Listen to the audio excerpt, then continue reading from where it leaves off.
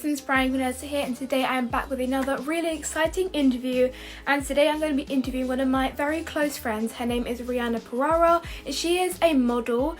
And today I'm basically going to be interviewing her about what she does, about her basically modelling career and what she's done throughout her journey so far. She's had some amazing accomplishments. That's what I'm going to be kind of talking to her about today. I'm very excited for today's interview, so I'm going to wait for Ryhanna to log in and then we can get straight into the interview. Hello everyone for logging in. Hi Coral, thanks for logging in. Hi Ava.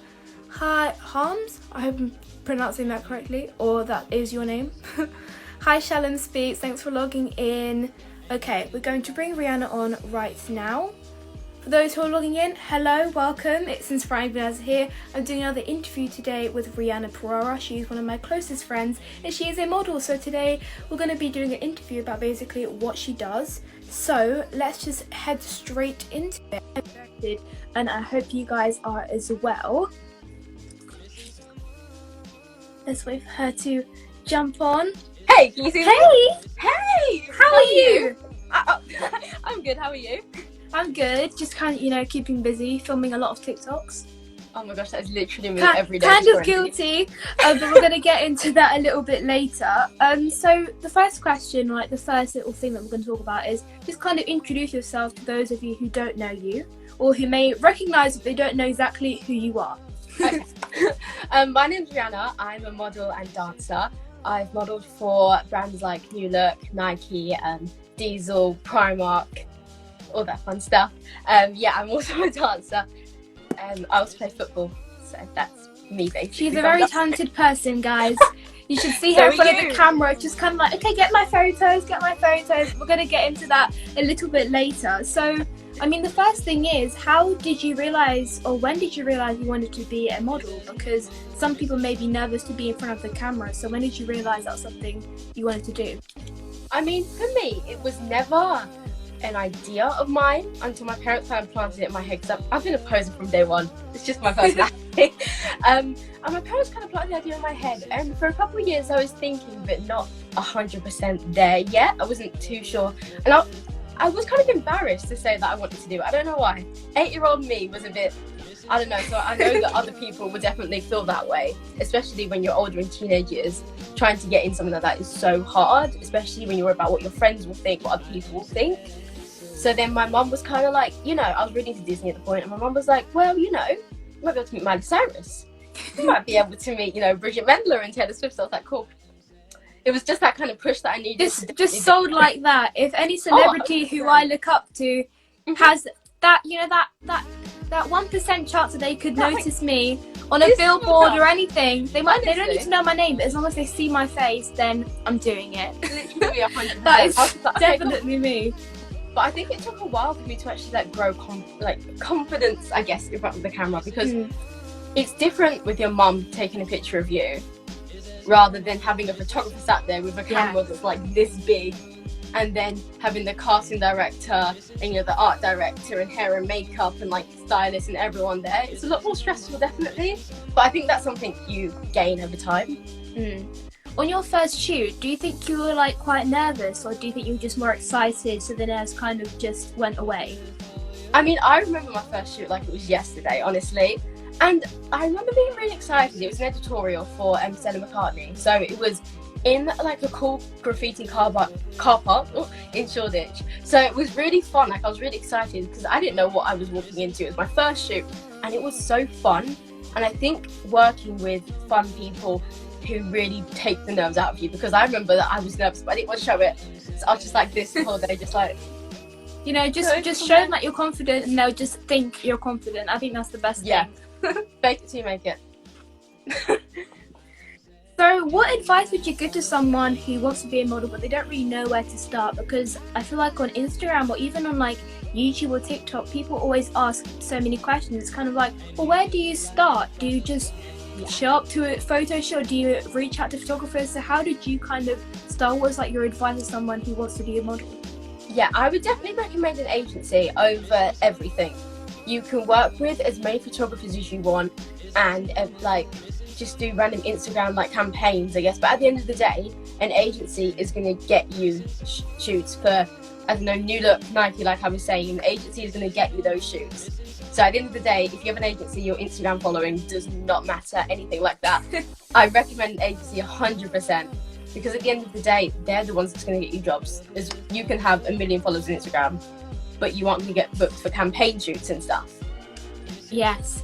So it's so true, because I feel like even like sometimes people are just so, not exactly, I wouldn't say like gullible, but people just don't really understand, or they're not like aware of different things, because somebody could come up to you and be like, oh my god, you're so pretty, come over and we can do a photo shoot, and it's like, no, safety first, guys. If anybody comes up to you and they say, oh, I'm scouting for models, just make sure that you look them up and they're actually legitimate, because there have been so many different like situations where people think they're going to be like a famous model and things just go the wrong way round, you can say. So sometimes always make sure they're legit. I've literally messaged people like in my DMs asking about it. They've said, so this agency's just approached me on Instagram and they're saying that I have to pay like £300 for a portfolio. No, you never have to do that. Never, ever should you ever do that. Don't do it. You should not pay to sign up or apply. I feel like when people are really desperate to get into the industry, that's when, you know, like the fraudsters notice and really do it. But honestly, please don't fall for that. I'm open. Just DM me if you have any questions. Yeah. So I think we should just raise more awareness about just modelling and agencies. Because, I mean, like, somebody just commented, Victoria's Secret model got scouted on the street. Well, some models do get scouted, but that's by a legitimate modelling brand or clothing brand. But just like, I feel like there should be way more awareness around that kind of topic anyways. But how would you say that you manage school and modelling? It can be hard at times. It's just very overwhelming. You have to be able to like multitask and do 1,000 things at once. And you have to be able to just go with the flow. I think I'm quite a chill person. I just kind of go with it and just see what happens. Go with the flow. But I think it definitely can get stressful trying to cope with, like, you know, homework and trying to catch up with everything on top of modelling. And it can be a lot, but it's worth it. Like, in my opinion anyway, it's worth it in the long run. Like, I enjoy modelling so much and I can't imagine my life any different. I feel like it'd be weird. Like, since the schools closed due to the coronavirus, unfortunately, due to the circumstances we're in, obviously we're all doing online school, unless people who are homeschooled just are like having the same routine basically. But would you say that it's been quite overwhelming, or how have you kind of been dealing with that? At times it has been. Obviously, where I was sick for about 2 weeks, so trying to catch up has been hard. But before that, I love it. Like, I'm quite used to doing individual work because I'm having to do a lot of schoolwork at home as it is. So I was quite used to it, and everyone's really stressed, and I'm like, I've been doing this for years. I'm ready to go. But I feel like it is hard because sometimes I'm a very independent person, but not when it comes to learning. I like to have a teacher there and I can ask 1,000 questions, and not having that safety net is hard. But I definitely think it has taught us all how to be a bit more independent. So definitely. In some ways. I mean, like, my teachers, it was really weird. Mini story time. Let's go. But when like all the shops and schools started to close, my school was telling us like the whole week it's very unlikely that our school is going to close. And then that week on a Wednesday, our school closed. And they told us we were going to be back on Monday.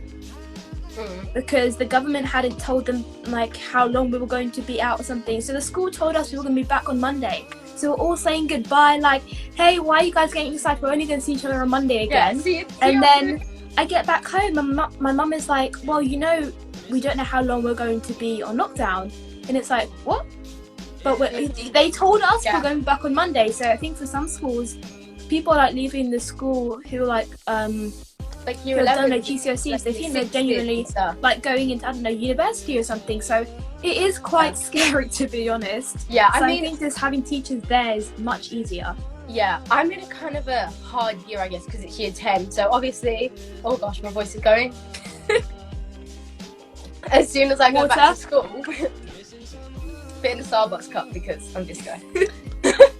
But as soon as I go back to school, I think I have 2 months and now my GCSE mocks, which gets sent off to 6th forms that I want to apply for. and it's just a bit hard. But I guess in some ways it's easier because you can focus on what you need to focus on. And I mean, for me, like, mine was similar to you. Our school was like, we're not gonna shut down. It's fine. We're not gonna shut down. We're cool. We're fine. So I had a shoot on the Friday. So obviously I wasn't in school. I left all my books, my PE kit, everything in my locker, thinking I was going back to school on Monday. And then I was at sleepover with my friends on Saturday night, Sunday. I come home Sunday. My mum's like, we need to go into lockdown as a family right now. So I was like, everything is at school, because they told us we weren't going to close down. So I was like, okay, cool, we're not going to close down. I mean, as much as we wanted the school to close down, we really didn't think it would close down until it actually did. I think so many kids have taken for granted how much we actually not like going to school, but just like the atmosphere and the environment that we're in. It's kind of like my teachers are always like, okay, if you have any issues or problems, reach out to us. So I've been emailing my teachers, I've been commenting, the private comment on Google Classroom, and still some of those teachers don't reply back to an answer or a question that I have. So rude. Or they, some of my teachers have made me assess my own work. And it's like, well, if you're in lockdown just like me, is all you're doing at home is just putting up the work and then just letting us do the work and assess it ourselves as well. So this, you see? Oh my gosh. So I think it's just a random, it's an insane situation. But yeah, I think for me it's hard as well. Like, there's some teachers that I can email 6 times in a row and it's fine. But there's other ones I don't even want to email once. There's other ones I don't even want to ask once what to do. So I think that's kind of put me in a sticky situation, I guess. But yeah. So how have your pupils at school reacted towards what you do? Because I feel like the reactions I've gotten towards what I do have been very, very different. There's been a variety of different reactions. So what is kind of the main feedback you've gotten from the people at your school? I tend not to talk about my work. I don't like to talk about it unless I'm asked about it. I don't like to talk about it just because I feel like people already have an idea of what models are like. So people normally think that we're really self-absorbed and we love ourselves, we love to talk about ourselves, and I don't want to come across like that. So I try not to talk about anything unless it comes up, or if something really cool is happening. There's a couple of friends that I know I can go to and be like, oh my gosh, I've just been checked for this job, I've been booked for this. And I think it's important to find that circle of friends. I think I have about 7 to 8 people that I know that will be happy for me no matter what. And I have had a lot of mixed reactions. I've had some people who just, the first couple of weeks when we get to know each other at school, then they get my Instagram and find out about stuff, and it changes completely. And all of a sudden they don't want to talk to me, they don't want to be seen with me. So, but it's just about blocking out people, because at the end of the day, you see them in secondary school, you're not going to see them again, ever. So, toxic people, get them out of your life. Period. Peace out, homie. Just get rid of them, because the bad energy is just not going to help anyone. So anybody who's watching and they have friends that you kind of have that feeling where you know somebody is speaking behind your back, or that you just don't feel like they're genuine, drop them. Just the quickest and most simple way to say it, just drop them, because the more negative people are, the more you're going to start feeling drained from their energy. So just let them be, just avoid them like how they probably avoided you in the past. And it's the easiest way to say it. So what do you think has been your favorite shoot that you've done, and why? Oh, to be honest, I get asked this a lot and I never have an answer because it just changes all the time. Sometimes I look back on shoots and be like, oh my gosh, this was the best time of my life. But look at other shoots and I think the same thing, because they're all just so amazing in different ways. But I have to say, one I think I'll never ever ever forget is definitely working with Nike and JD as their kid reporter. I think that was an experience of a lifetime. I'd never trade that for anything. So when I went to France with them, so much fun. It was so cool. I got to meet Ella Rare, and when I met her, she actually came up to me and she was like, I know you. And she had seen my posters in Primark and New Look and that, and I died. I was like, this is why I started. So that some of my idols, I was like, it's just amazing. And I think that's something I'll never forget, ever. Yeah, that's just I always feel that's just such a surreal moment I feel like it's just like for somebody who you look up to, who's It actually is. I don't even know recognise what you. to say. Yeah, I would have the same reaction. Yeah. I'm not going to lie. It's so crazy. I just remember looking to my dad like, oh my god, Ella knows who I am without me introducing myself. Oh my god. Actually, my next question was about you being a kid reporter for Nike and at JD. So just kind of go more in depth of how was that, like flying to France and kind of filming with them. Yeah. So it was my first time doing anything like that. I normally stick to photo shoots. I don't really do stuff like that. Yeah. But it was so amazing, and I feel like Minimo definitely helped me prepare, because getting used to talking in front of audiences, and you know, we were going to beaches and the camera crew whip out everything and be like, okay, we're gonna go through Just like right in the middle of public. Yep. And we had to ask random members of the public to come and join us and do like football activities with us. So I think it was so incredible, and everyone there was so lovely and made it so fun. And I was doing it with one of my friends, Ramel, who I'd met at another Nike editorial that we'd done together about, I think it was the year before. So having someone that I already knew coming with us. So as soon as I found out, I messaged him straight away. He was like, yes, I'm going too. This will be so fun. And the crew were just amazing and so kind. And I got to keep clothes. So that also added That on. is just a plus. That's just like a bonus, I would have to say. Definitely. So you've modelled for many different brands. Yeah. Very lucky. Very proud of you as well. But if you could model for if you could model for any brand, what brand would you want to model for? Oh, I would have to say, I think Tommy Hilfiger is next on my list. Tommy Hilfiger. I'm wearing the top right now. Oh, that is such a cute top. Thank you. It's my zodiac sign. I'm literally just wearing a black top, so kind of upstaged me there. But yeah, I think definitely Tommy Hilfiger or Zara. I love their e-com shoots because they're editorial and you never see that anywhere. I think that is so cool. I mean, I love all the clothes in Zara. Just kind of like you see it in the window and it's like, do I go in? Do I not? And then you just kind of get tempted and you just walk in and just kind of find things that you don't really find in any other shop. You just kind of like for like fashion weeks even. I know. You can pick out an outfit just like that. So I think Zara is a great place to go. A lot of my who fashion wants week to go outfits. to some. If they have a fancy event coming up, hopefully after when this is all over, Zara is a really good place to shop. Yeah, most of my fashion week's outfits, because you know, I feel like, you know, suits are kind of my brand, and all my suits are from Zara. So, new kind of topic, kind of moving us slightly away from your modelling career, but you are on TikTok. Yes, I am. You are on TikTok. In my opinion, I've always said to you that you are TikTok famous. Not Charlie TikTok famous, but you are TikTok famous. So if anybody right now on this live, after this is finished, go to Rihanna's Instagram, TikTok, and you can message me and tell me if you think she is viral and she is TikTok famous, because I truly do believe that she is. Because you did go viral, so I would just say that you're TikTok famous. It was one video.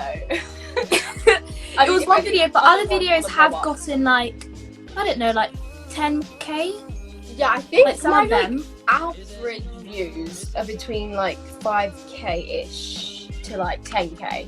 Oh, just normal, yeah. And I'm just here with my account that's been there since Musically, still waiting for my day. TikTok, come on. But I mean, because I have two accounts. So I have my like more official one, and then I have my other account which I kind of post on a lot more. And that one, because I just post random stuff on that one, but that one always seems to blow up. And it's like, yeah, why is it the ones I try hard in? Like one of the videos that I have got recently, I think it got like 44k in an hour. And that's insane. It was supposed to be a friends only post. It was supposed to be on friends only. So you know the one that I done that was British people be like. Oh, I love that. I showed my mum and she was laughing so much. Oh my god, it's one of the best videos, honestly. I love that. It was supposed to be friends only, so I posted it thinking it was on friends only. Then I went to play Fortnite with my cousin, and then whatever I checked my phone, I was like, why does my phone keep going off? Obviously, I'm in the middle of a Fortnite match. I'm not gonna look. And I look, and I see that it had like 40k views. I was like, no. This was supposed to be friends only. Oh god. Well, I would be happy that it went viral anyway. Oh yeah, I was like, well, you know what? Make the best of a bad situation. You know, it was meant to be. It was basically meant to be. Yeah, but regarding like TikTok, it's obviously like a very new rising app. It's like almost like the next version of Instagram, but for like young people, because there's so much content and different types of content people can do on TikTok. There's like makeup videos, but then you have people dancing, Charli D'Amelio and Addison Rae, and then you have people. Then you have people doing memes or funny videos. So it's just like a different variety in a whole community. However, I feel like some people may see it as quite a problematic app because a lot of drama has gone onto there, and I feel like a lot of hate is spread on there, and controversy, maybe like racism, people disrespecting people's religions. We're not going to name names, but do you think that TikTok is a positive or a negative app for young people? Now, I feel like it depends, because I mean, I'm sure we've all seen the recent trend on TikTok where it's like I'm not going to say some people say, because some of it's just horrid, but you know, the fairy emoji and oh my goodness, you know what, some of them are bad because some of them are just funny, some of them are funny, and then some of them are just kind of like a version of bullying. I feel like TikTok is too easy to bully people. It's too easy, whereas Instagram, you can report something and it goes. But with TikTok, I've actually thought about starting a campaign against this, because so many younger children are joining this app, and all they're going to see is hate. So I am going to use a TikToker's name right now. She's famous. Not going to see this video. Nessa, with the whole... Not me, guys. Not me. Nessa, with that whole scandal.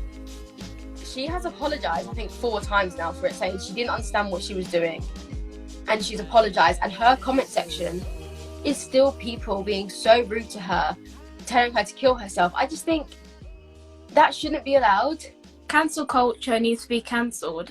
Literally, because the amount of hate on there, and what you were saying yourself, it's very easy to just bring somebody else down, because people can comment a video, then people end up liking the comment, and then when the person who's posted the video sees that this comment talking about their appearance or about their personality has gotten hundreds of likes, means that they are agreeing to what people are saying, and then you can duet people's videos, and if that video goes viral, that person isn't going to want to delete the video, whether they are hating on the person or bringing them up. So I think it's just like, you can grow on the platform, but so much drama has happened on TikTok where I feel like if it was still Musically, it wouldn't have happened, because it was so much more innocent. Musically was the time to be alive. Like, so Musically was amazing. I do miss it sometimes. Musically was like, is Lauren dating Harvey? What's going on here? It was just a bunch of ships and a bunch of, you know, lip syncing, those transitions, a bunch of video, video star. So I think it was just like, so I think Musically was just much less problematic than TikTok. So thank you. Can you just cancel the call? It's the future call. It's on the laptop. I love this. You can make a beat to it. So chaotic. We should have started renegading to the beat. Oh my gosh, we should have. That's like our brand.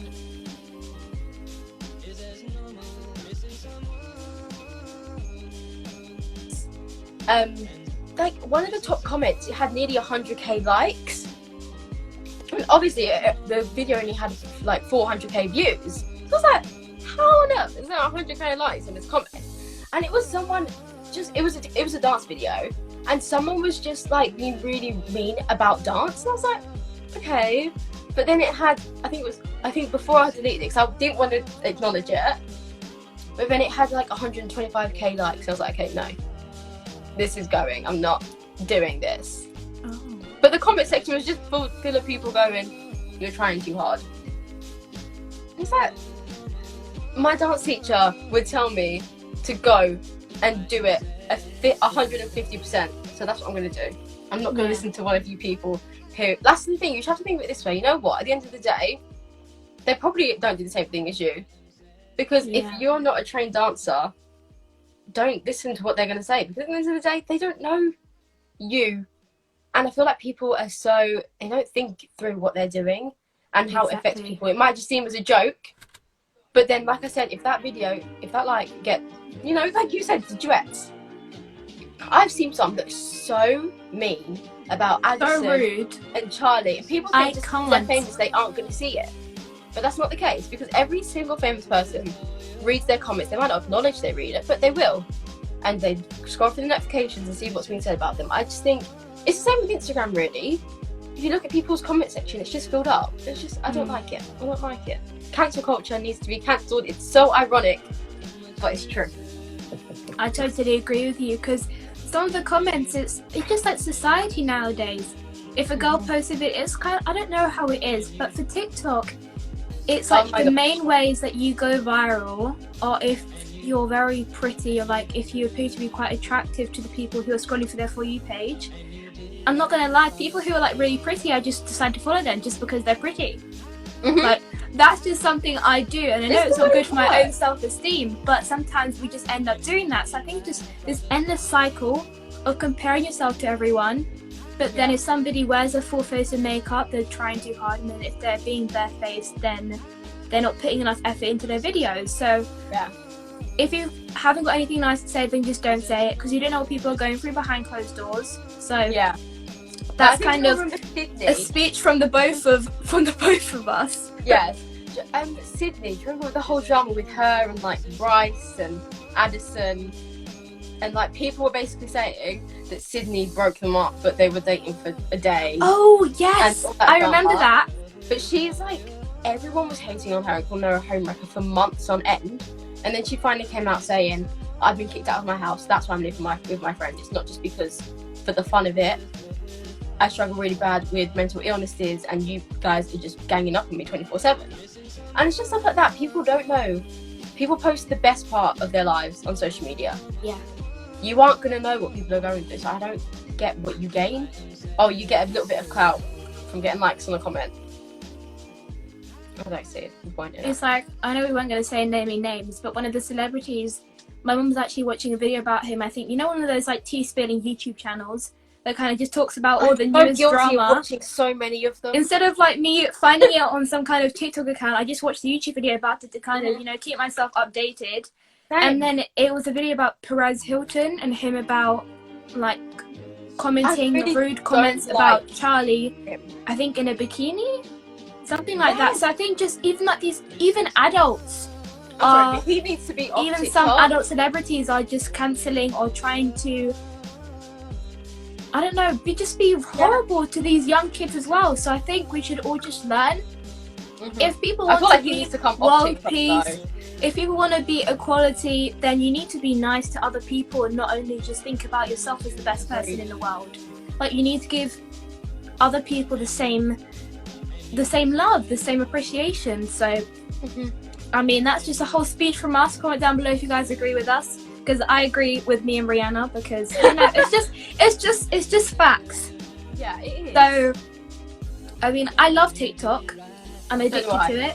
Oh, I'm just going to be 100% honest, but it can be one of the most toxic platforms that social media has seen, or that the 21st century has seen, because even though social media has pros and cons, TikTok is just one of those places where you can edit so many things, but then you can also hate on so many people. So I think it's just a whole thing that needs to be kind of addressed more often anyways. But I just want to renegade in peace. Thank you. I just want to renegade. I mean, I think we all feel like that on most days. But for kind of like the final question is, for those of people who don't know, me and Ryhanna first met at Mini Mode. Yeah. When I was first presenting, it was the first time I'd ever been to a Kids London Fashion Week. And then the next time, it was me, you and Che who presented. And then this year, I walked. Well, I think, all the presenters walked. Yeah. I didn't present this year, but then you, Che, Lexi, and Zarina and Zia were hosting as well. There was a lot of us. What is that experience like? Just to kind of explain it to the people who are watching.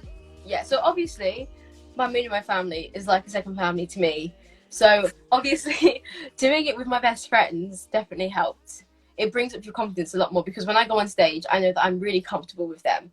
So this year round, it was a lot of us. It was me, Che, Lexi, Denny, Nate, Zarina and Zia. So there was a lot of us, but I loved it. I think it's something different that I'm not used to, but I'd love to do it more.